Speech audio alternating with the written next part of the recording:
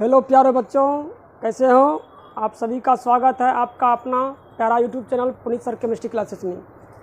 आज आप लोग को फिजिकल केमिस्ट्री भौतिक रसायन का दूसरा चैप्टर सॉल्यूशन का इम्पोर्टेंट ऑब्जेक्टिव क्वेश्चन जो कि बोर्ड एग्ज़ाम में 2022 में आने की संभावना अधिकतम है, मैक्सिमम है। आप लोग को चैप्टर वाइज चैप्टर जो है भी है ऑब्जेक्टिव क्वेश्चन जो कि 2022 एग्ज़ाम में आने की 95% चांस है, वो आप लोग को देंगे। आप लोग जब भी वीडियो को देखें इसको अपने कॉपी में नोट करते चलें, ठीक है। और अब जो इस चैनल पे नए हैं वो प्लीज़ इसको सब्सक्राइब और लाइक कर लें और शेयर भी कर लें आपस में, ताकि आपको नए नए वीडियो की जानकारी समय समय मिलते रहे। चलिए हम लोग स्टार्ट करते हैं। सॉल्यूशन दूसरा चैप्टर जो है फिजिकल केमिस्ट्री जो है उसका दूसरा चैप्टर यूनिट 2 जो है सॉल्यूशन, उसमें हम इम्पोर्टेंट क्वेश्चन ऑब्जेक्टिव देख रहे हैं।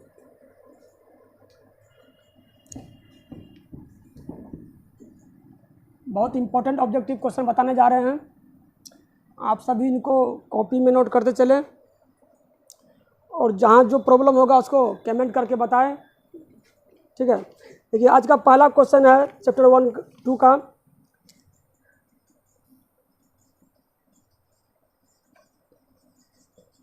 निम्नलिखित में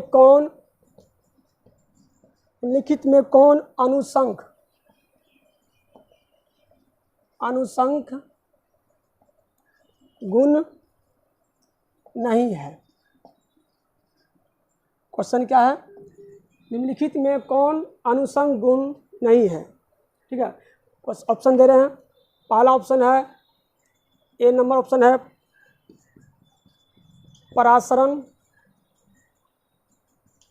परासरण दाब। दूसरा ऑप्शन है वाष्प दाब। सी है क्वथनांक का उन्नयन।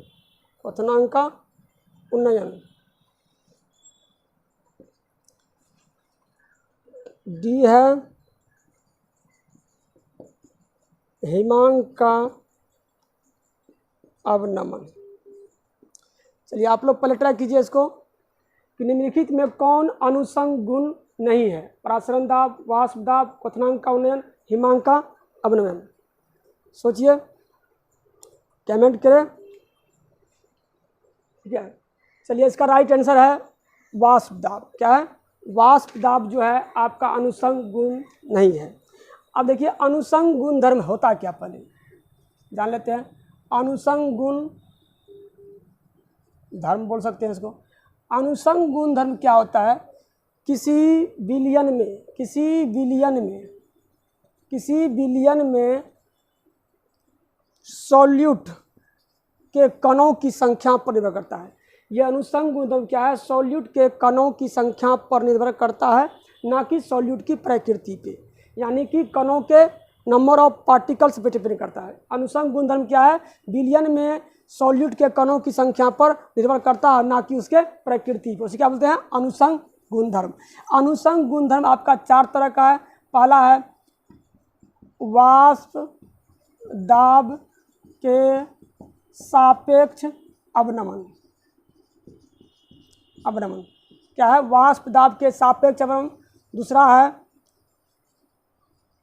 क्वथनांक का उन्नयन। तीसरा है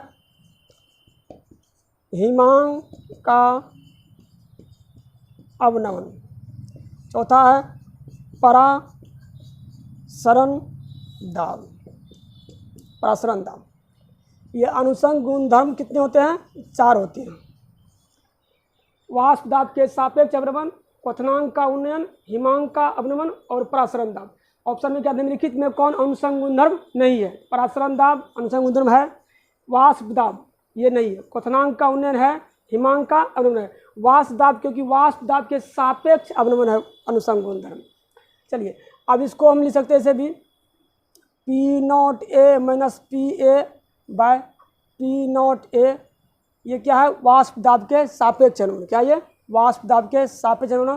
क्वथनांक का उन्नयन क्या है? Del T B. क्वथनांक का उन्नयन क्या ले सकते हैं? डेल टी बी ले सकते हैं। हिमांक का उन्नयन क्या है? Del T F. Del T F ले सकते हैं और प्रासरण दाब को पाई से ले सकते हैं। ठीक है, कभी कभी ऑप्शन में P not A P A by P not A भी दे सकता है। ये क्या है? वाष्प दाब के सापेक्ष अवनमन। ऊपर में है वाष्प दाब में कमी, ये सापेक्ष अवनमन। क्वथनांक का उन्नयन क्या है? Del T B. Del T B भी ले सकते हैं। हिमांक का उन्नयन क्या है? डेल टी एफ, जो कि इसको भी से लिखते हैं। और प्रासरण दाब को पाई से रिप्रेजेंट करते हैं। चलिए अगला क्वेश्चन देखते हैं।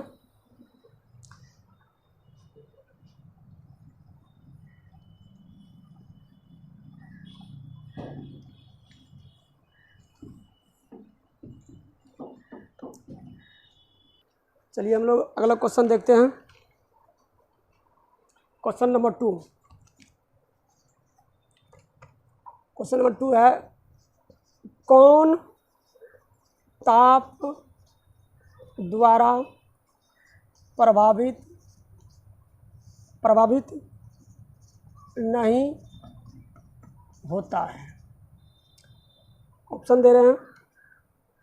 ए नंबर ऑप्शन है नॉर्मलता, इसको नॉर्मलिटी बोलते हैं। बी है मोललता।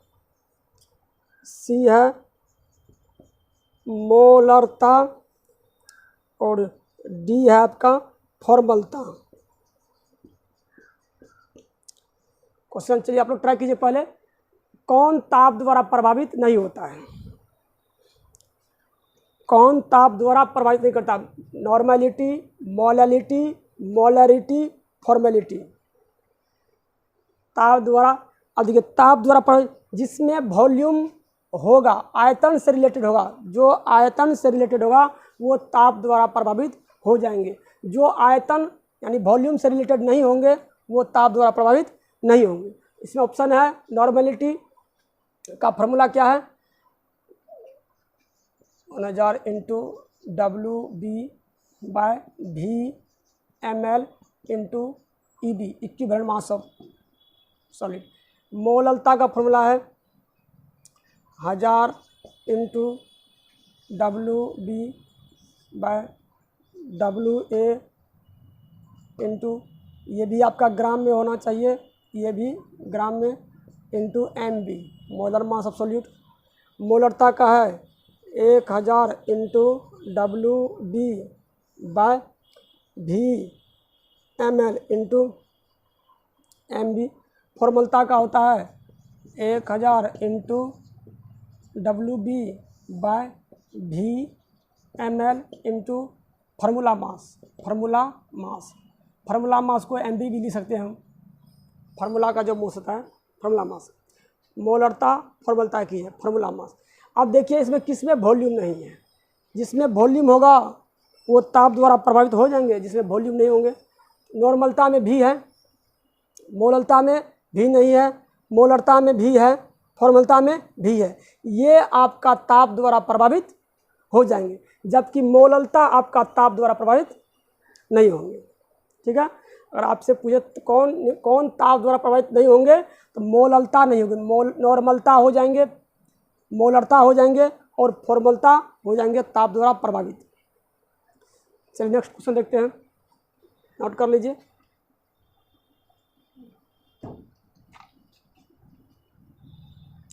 जो आयतन से रिलेटेड होगा वो ताप द्वारा प्रभावित हो जाएंगे, जो आयतन से रिलेटेड नहीं होंगे वो ताप द्वारा प्रभावित नहीं होंगे।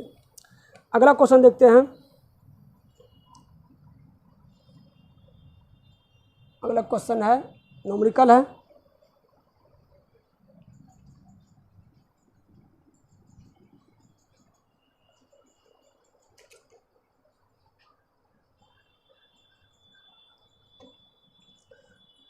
क्वेश्चन नंबर 3 होगा 2.34। चलिए न्यूमेरिकल बाद में कर लेंगे, कर ही देते हैं। 234.2 ग्राम चीनी के घोल में 32.2 ग्राम चीनी है। घोल की मोलल सांद्रण, मोलल सांद्रण, मोलल सांद्रण को ही बोलते हैं मोललता, मोललता, मोललता क्या होगा? ऑप्शन दे रहे हैं। ए नंबर में है 0.1 छोटी m, बी में है 0.5 m, सी में है 5.5 m और डी में है आपका 5 m, 55। चलिए अब ट्राई कीजिए इसको। 234.2 ग्राम चीनी के घोल में इतना ग्राम चीनी है, घोल की मोलल सांद्रण यानी कि मोललता क्या होगी? चलिए मोललता का फॉर्मूला देखिए। पहले देखिए इतना ग्राम चीनी के जलीय घोल में, पूरा घोल है यानी कि घोल विलयन का द्रव्यमान कितना है? विलयन का द्रव्यमान कितना है? बराबर 234.2 ग्राम, में पूरा विलयन का है। 234.2 ग्राम चीनी के जलीय घोल है, इतना है। इसमें विलायक सॉल्यूट यानी चीनी सॉल्यूट का द्रव्यमान जो कि WB से रिप्रेजेंट करते हैं, वो कितना है? 32.2 ग्राम। चलिए तो विलायक का द्रव्यमान कितना होगा? विलायक का द्रव्यमान, विलायक का द्रव्यमान जो कि WA से रिप्रेजेंट करते हैं, कितना होगा? पूरा कितना है? विलयन का द्रव्यमान कितना है? 234.2 ग्राम। उसमें जो सॉल्यूट है, ये चीनी आपका सॉल्यूट है, सॉल्यूट का द्रव्यमान कितना है? तो इसको चेंज कर देंगे, घटाएंगे देंगे। 234.2 माइनस 32.2 बराबर कितना हो जाएगा? 200 ग्राम हो जाएगा। ठीक है, यानी कि विलयन का द्रव्यमान जो है 234.2 ग्राम चीनी का घोल इतना है, टोटल है। उसमें करा सॉल्यूट अर्थात चीनी का जो द्रव्यमान है WB 32.2 ग्राम है। तो विलायक अर्थात जो उसमें घोल में पानी होगा, वाटर का द्रव्यमान यानी सॉल्वेंट का द्रव्यमान WA कितना होगा? घटा दिए, टोटल में इसको घटा दिए 200 ग्राम, ये विलायक है। चलिए MB सॉल्यूट, सॉल्यूट का मोलर द्रव्यमान, मोलर द्रव्यमान कितना है? जिसको MB से रिप्रेजेंट करते थे, MB। यहाँ पे सॉल्यूट क्या है? सॉल्यूट क्या है? यहाँ पे सॉल्यूट क्या है? चीनी है। चीनी का सूत्र क्या होता है? C6H12O6, सॉरी चीनी का सूत्र ग्लूकोज का है C12H22O11, चीनी का सूत्र ये किसका है? और चीनी का मोलर मास कितना होता है? 342। कितना होता है? चीनी का जो मोलर द्रव्यमान होगा कितना? सॉल्यूट क्या है? सॉल्यूट के रूप में क्या है? चीनी। और चीनी का मोलर द्रव्यमान कितना होगा? 342। कितना होगा? 342। चलिए अब देखते हैं फार्मूला क्या है। ऊपर का सवाल मिटना पड़ेगा, दिख रहा है यहाँ तक? ठीक है, देखते हैं यहाँ पे मोललता बराबर 1000 इंटू WA इंटू MB बराबर 1000 तो लिखना है, WB कितना है? 32.2 बाय WA कितना है? 200, MB कितना है? 342। चलिए इसको डिवाइड कीजिए, ये पॉइंट उड़ाते हैं, ये पॉइंट उड़ा दिए तो क्या है? 10 लिखना पड़ेगा। 3 0 1 0 2 3 0 हट गया ये। अब क्या है? 322 बाय 2 गुना, दिख रहा है ये 342, क्रॉस को गुना भागा।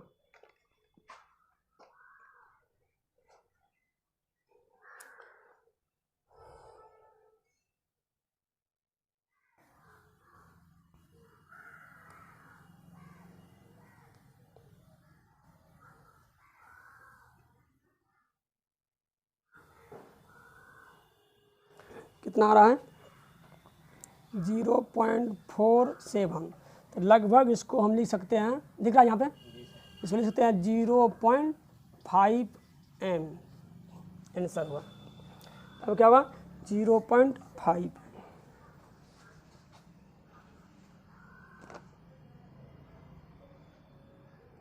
चलिए अगला क्वेश्चन देखते हैं, नोट कर लीजिए इसको। आप सभी इसको वीडियो को रोक के कॉपी में लिखें। चलिए अगला क्वेश्चन देखते हैं।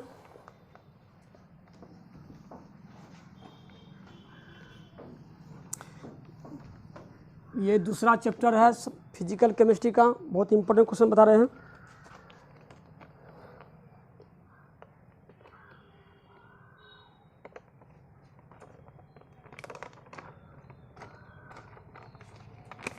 अगला क्वेश्चन है, चौथा क्वेश्चन होगा,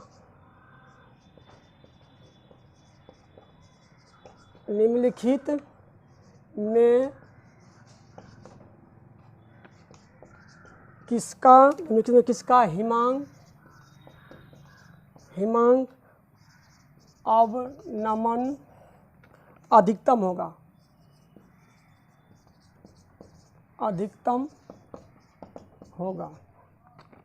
क्वेश्चन क्या है, निम्नलिखित में किसका हिमांक अवनमन अधिकतम होगा?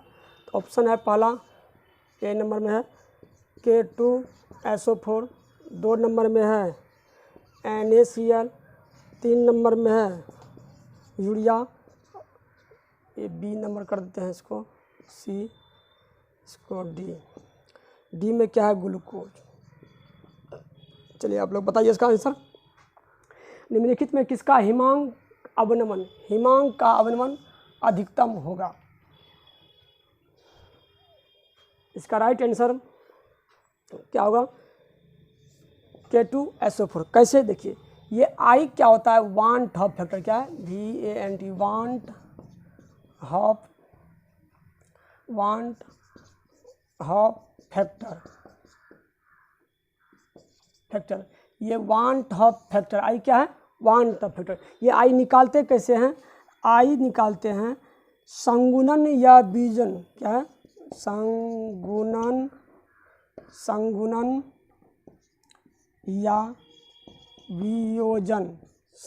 या वियोजन के बाद कणों की संख्या बटा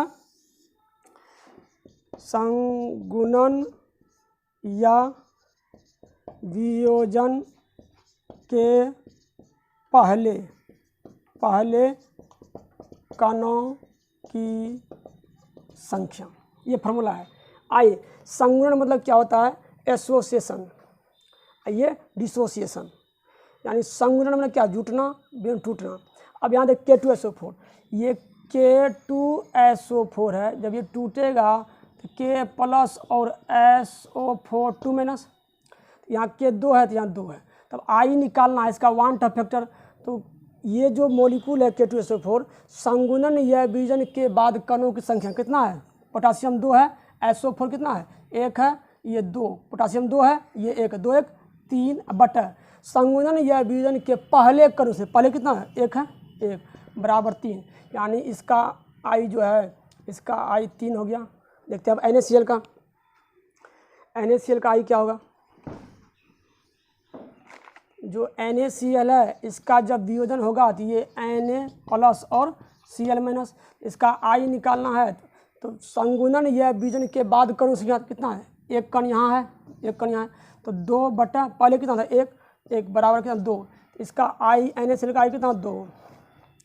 देखते हैं आगे, यूरिया, ये यूरिया जो है ये NH2CONH2, इनका जो I होता है वो 1 होता है, क्योंकि नॉन इलेक्ट्रोलाइट, क्या ये नॉन इलेक्ट्रोलाइट है, ये संगुणन या वियोजन नहीं होता है। इसी प्रकार ग्लूकोज है, यूरिया का भी I कितना होगा 1 और ग्लूकोज का भी I 1, जिसका एक नाम होगा प्रायः उसका I कितना होगा 1। इसे यूरिया का I 1, ग्लूकोज का 1, सुक्रोज का I 1, फ्रुक्टोज का I 1, NaCl का 2 होगा, K2SO4 का, इसमें I किसका ज़्यादा है, यानी K2SO4 I ज़्यादा है तो हिमांक का अवनमन क्या होगा, अधिकतम होगा। राइट क्वेश्चन, समझ गए। अगला क्वेश्चन देखते हैं।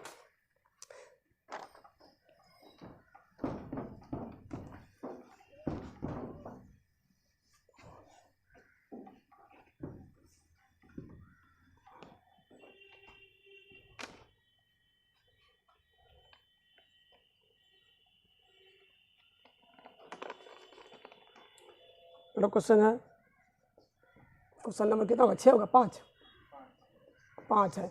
क्या है यहाँ पे, शुद्ध जल की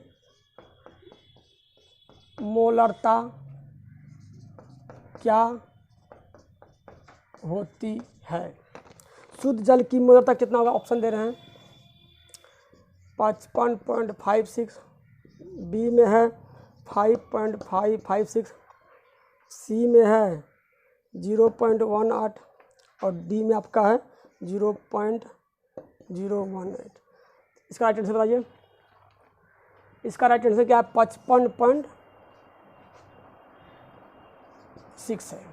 ये शुद्ध जल का कितना होता है, 1000/18 डिवाइड कीजिए, इसको कितना आएगा, ये डिवाइड इसको, क्योंकि यहाँ पे मोलरता लेते हैं 1000 में और जल का जो मोलर मास होता है 18 होता है। जल का कितना होता है, 16×2 = 18।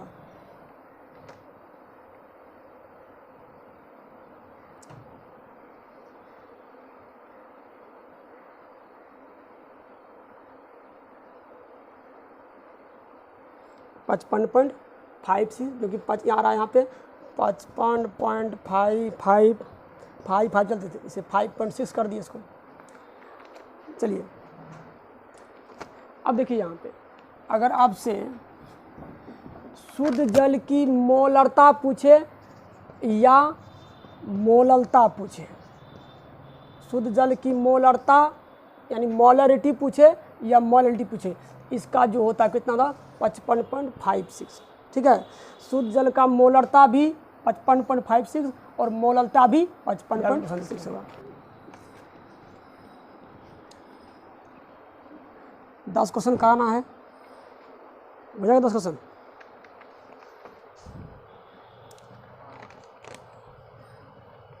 ठीक है, 6 नंबर क्वेश्चन है,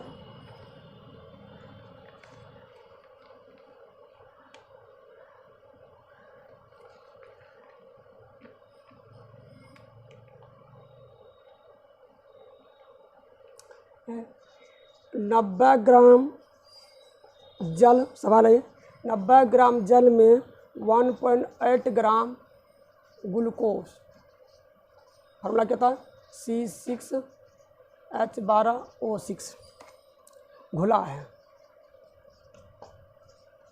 है तो ग्लूकोज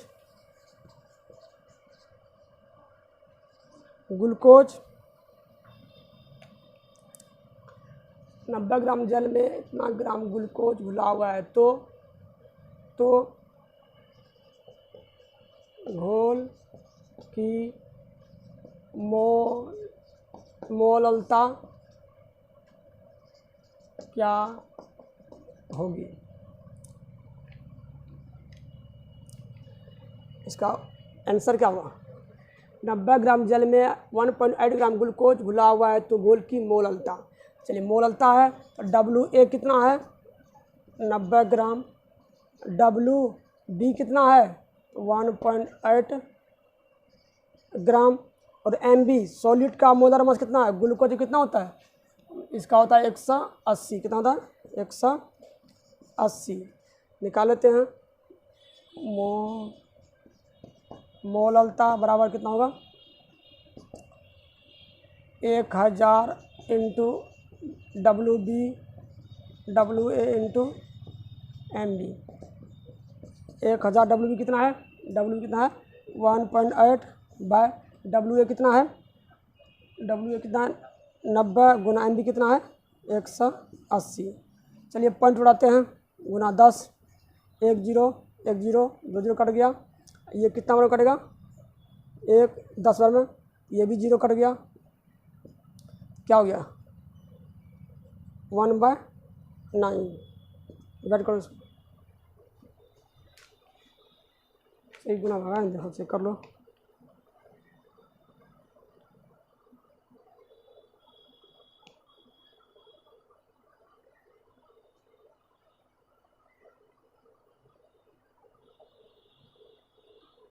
इसका आंसर हो जाएगा 0.1, 0.1 राइट आंसर है। छोटी हम लगाते हैं। चलिए अगला क्वेश्चन देखते हैं। इसका ऑप्शन क्या हुआ,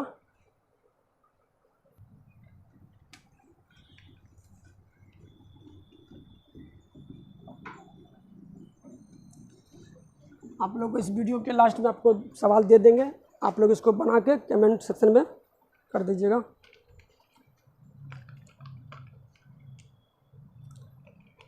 अगला क्वेश्चन है 7वां होगा, क्वेश्चन नंबर 7। गोताखोर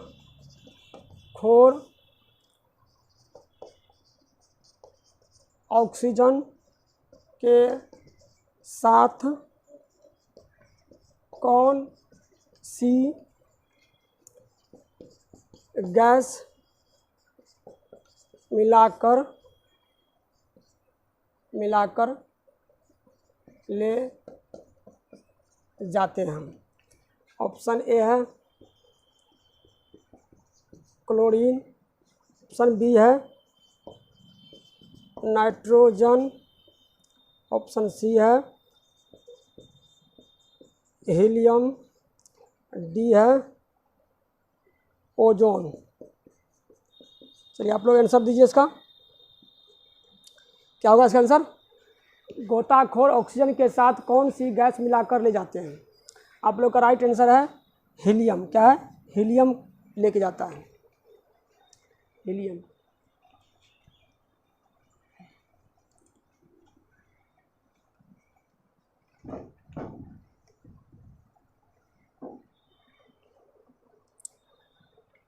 चलिएगा अब क्वेश्चन नंबर 8 देखिए।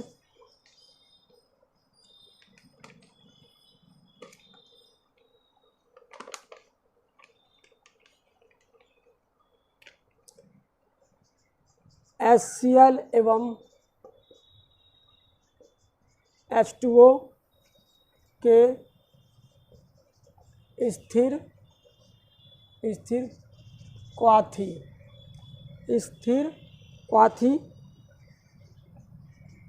मिश्रण में होगा। ऑप्शन क्या है, HCl और जल के स्थिर क्वाथी मिश्रण में होगा।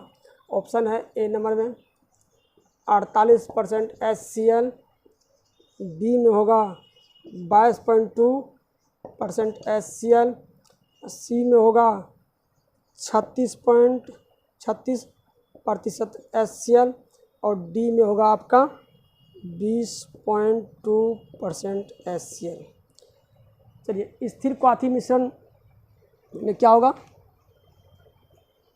ये जो है HCl एवं H2O के स्थिर क्वाथी एजोट्रॉप्स मिश्रण में होगा। आपका राइट आंसर है 20.6% HCl।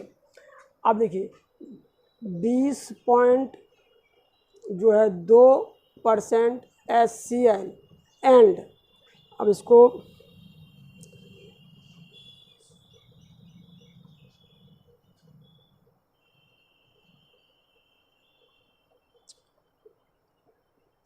एंड 79.2% जो है जल के मिश्रण को क्या बोलते हैं, स्थिर क्वाथी मिश्रण। क्या बोलते हैं, स्थिर क्वाथी मिश्रण। इसी प्रकार इसको और नोट कर लीजिए, 68% HNO3 एंड 32% H2O के मिश्रण क्या बोलते हैं, स्थिर क्वाथी मिश्रण बोलते हैं। इसी प्रकार 95% C2H5O ethyl alcohol and 5% H2O के मिश्रण को बोलते हैं स्थिर क्वाथी मिश्रण। ठीक है, स्थिर क्वाथी मिश्रण। ये जो मिश्रण है, ये स्थिर क्वाथी मिश्रण क्या होता है इसमें कि दो द्रवों के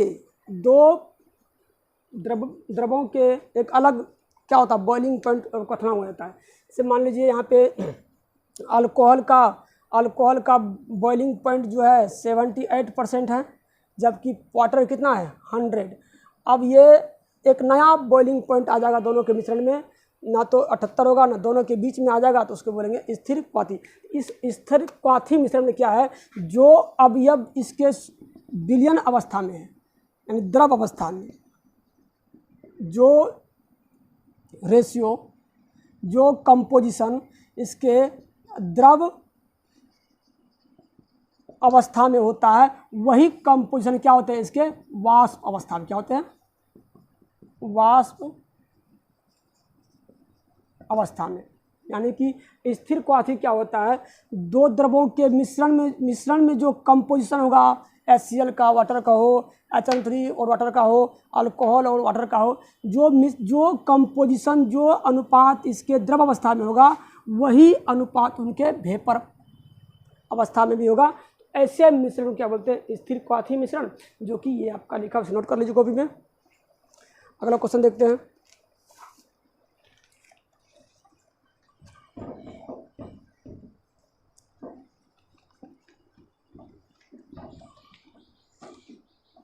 दिखाई दे रहा है?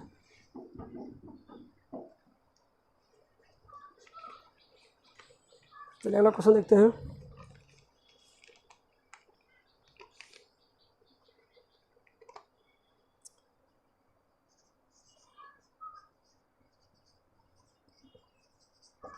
निम्नलिखित में कौन सा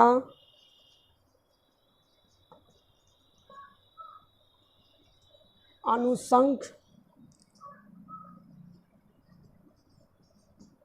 गुणधर्म, निम्नलिखित में कौन सा अनुषंग गुणधर्म नहीं है?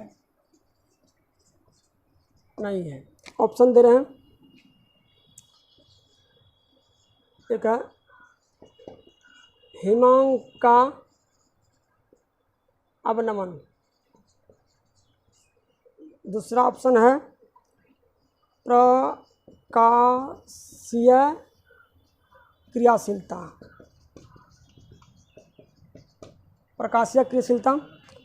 सी है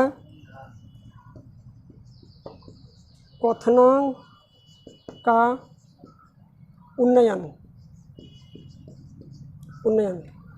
और चौथा डी है वाष्प दाब के सापेक्ष अवनमन। चलिए इसका राइट आंसर बोलिए। निम्नलिखित में कौन सा अनुषंग गुणधर्म नहीं है? इसका राइट आंसर क्या होगा? प्रकाशीय क्रियाशीलता, ये अनुषंग गुणधर्म नहीं है। इससे पहले फर्स्ट क्वेश्चन यही था, एक बार देख लीजिए जाके, उसको वीडियो को पीछे करके एक बार उसको देख लीजिए। अनुषंग गुणधर्म 4 तरह के होते हैं। प्रकाशीय क्रियाशीलता अनुषंग गुणधर्म नहीं है। क्वेश्चन नंबर अब क्या होगा? 10। आज का ये लास्ट क्वेश्चन है।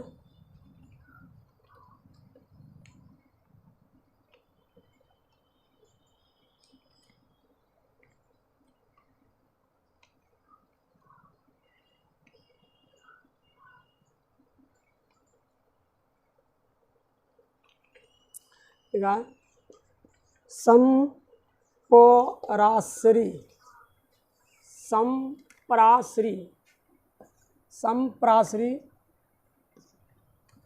विलयन, इंग्लिश में बोलते हैं इसको आइसोटोनिक सॉल्यूशन।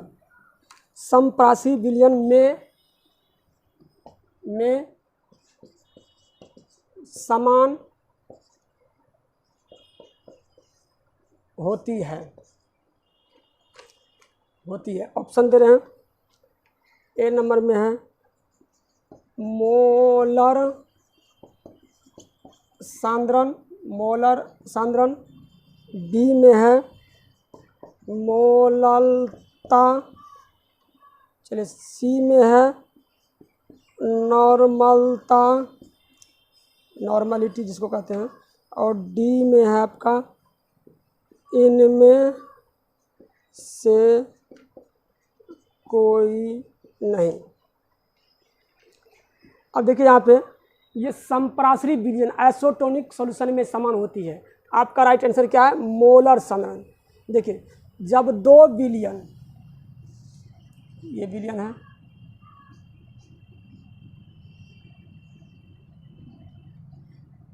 इनका जो है ये घोल है, यहाँ पे SPM लगा हुआ है, क्या सेमी परमेबल मेम्ब्रेन, और पारगम झिल्ली लगा हुआ है। जो कंसंट्रेशन इस सॉल्यूशन का है फर्स्ट वाले का, वही कंसंट्रेशन क्या है सेकंड वाले का। ये पाए क्या है? परासरण दाब क्या है? पाए परासरण, पाए 1 कर दिए, यहाँ पाए 2 कर दिए। यहाँ जो कंसंट्रेशन है इसका C1 है, इसका C2 है, यानी कि दो घोल है। इस विलयन का जो मोलर सांद्रण है C1 है, इस घोल का जो मोलर सांद्रण C2 है, और इस घोल का जो परासरण दाब है ऑस्मोटिक प्रेशर पाई1 है और पाई2 है। तो समपरासी विलयन क्या होता है? पाई1 बराबर पाई2, दोनों विलयन का परासरण दाब क्या होगा? सेम होगा, बराबर होगा, और C1 बराबर C2, और दोनों विलयन का मोलर सांद्रण क्या होगा? समान होगा। यहाँ तो परासरण दाब नहीं है, लेकिन मोलर सांद्रण दोनों सॉल्यूशन क्या होगा? समान होगा। तो उस विलयन क्या बोलते हैं? समप्रासरी विलयन। जैसे ह्यूमन ब्लड जो है, ह्यूमन मतलब मानव रक्त जो है वो 0.9% NaCl का जो घोल है, ये WFV, ये WFV, ठीक है, 0.9% NaCl का जो घोल है वो मानव रक्त का क्या है? समप्रासरी विलयन है, ये समप्रासरी आइसोटोनिक घोल है। मानव रक्त पूछेगा एग्जाम में, मानव रक्त का समप्रासरी विलयन है 0.9% NaCl। 0.9% NaCl क्या है? मानव रक्त का समप्रासरी घोल है। अगर ये 0.8% NaCl लेंगे, अगर कहेंगे मानव रक्त का, ये जो है ये हो जाएगा आपको विलयन 3 तरह के होते हैं, एक समप्रासरी, एक होता है अतिप्रासरी, एक होता है अल्पप्रासरी, हाइपोटोनिक और हाइपोटोनिक, हाइपोटोनिक और हाइपोटोनिक और आइसोटोनिक, ठीक है। अगर 0.9 से अगर अधिक होगा मानव रक्त का तो वो हो जाएगा हाइपरटोनिक अतिप्रासरी। अगर 0.9% से कम होगा तो अल्पप्रासरी हाइपोटोनिक सॉल्यूशन होगा, ठीक है। अगर ऐसा क्वेश्चन है 0.8% NaCl मानव रक्त का है, क्या है? 0.8 जो है NaCl जो है मानव रक्त का होता है, मानव रक्त क्या है? ये हो जाएगा आपको अल्पप्रासरी,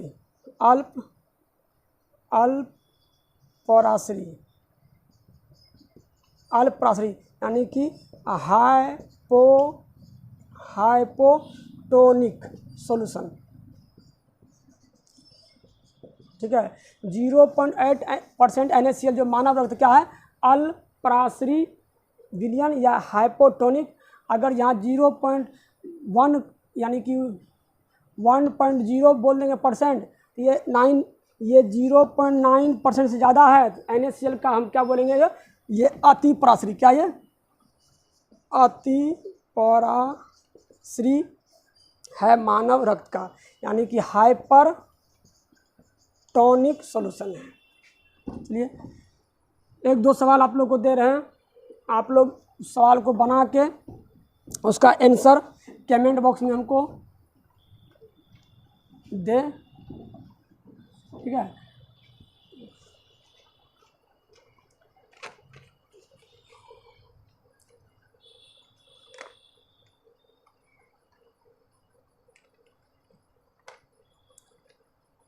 क्वेश्चन है 200 ml विलियन में 200 ml विलियन में 2 ग्राम NaOH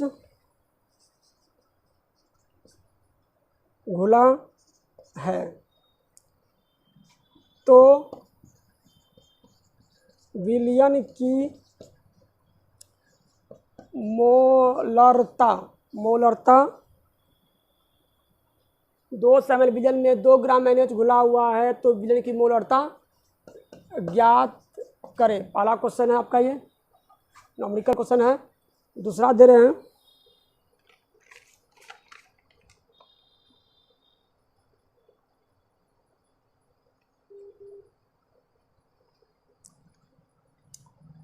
दूसरा क्वेश्चन है 500 ml विलियन में 500 ml विलियन में 200 ग्राम यूरिया सूत्र क्या होता है? NH2CO NH2।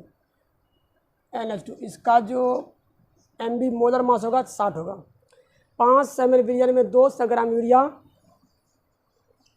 घुला है, तो घोल बोलिए या विलियन, घोल की मोलरता क्या होगी? तीसरा क्वेश्चन लास्ट है 200 ग्राम जल में 80 ग्राम ग्लूकोज C6H12O6 ग्लूकोज घुला है, तो घोल की मोललता ज्ञात करें। चलिए, इस क्वेश्चन को आप लोग बनाइए अपने बुक में, कॉपी में, और इसको कमेंट सेक्शन में कमेंट करें। ठीक है, धन्यवाद आप सभी का। आई होप, हमें आशा है कि आप लोग को ये वीडियो अच्छा लगा होगा। अगर अच्छा लगा होगा तो इसको आप लोग शेयर करें और सब्सक्राइब करें।